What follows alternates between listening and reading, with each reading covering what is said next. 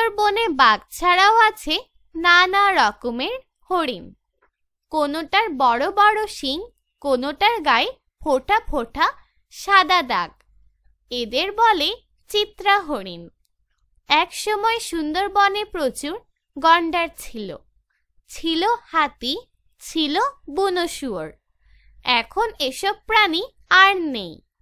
তবে দেশের রাঙামাটি আর বান্দরবানের জঙ্গলে হাতি দেখতে পাওয়া যায়। যে কোনো দেশের জন্যই জীবজন্তু পশু পাখি এক অমূল্য সম্পদ। দেশের জলবায়ু, আবহাওয়া, গাছপালা, বৃক্ষলতা ইত্যাদি প্রাকৃতিক পরিমণ্ডলেই সে দেশের প্রাণীকুল জীবন ধারণ করে থাকে। একটু লক্ষ্য করলেই দেখা যাবে পৃথিবীতে অপ্রয়োজনীয় প্রাণী বা বৃক্ষলতা বলতে কিছুই নেই। একসময় আমাদের দেশে প্রচুর শকুন দেখা যেত। শকুন দেখতে যে খুব সুন্দর পাখি তা কিন্তু নয়। এরা উড়ে বেড়ায় আকাশের অনেক উপরে, বাসা করে গাছের ডালে। মানুষের পক্ষে যা ক্ষতিকর সেই সব আবর্জনা শকুন খায় এবং পরিবেশকে এভাবে পরিচ্ছন্ন রাখে। কিন্তু শকুন এখন বাংলাদেশে বিলুপ্তপ্রায় পাখি। ১.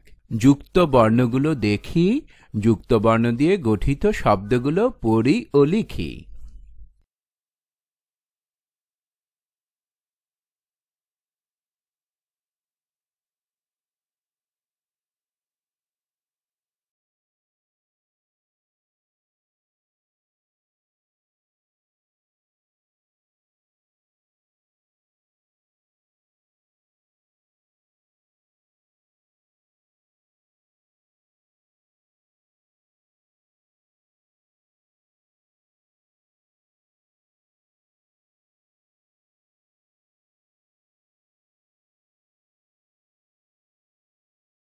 দুই, শব্দগুলো পাঠ থেকে খুঁজে বের করি, অর্থ বলি এবং শব্দ দিয়ে ৩, নিচের প্রশ্নগুলোর উত্তর বলি ও লিখি।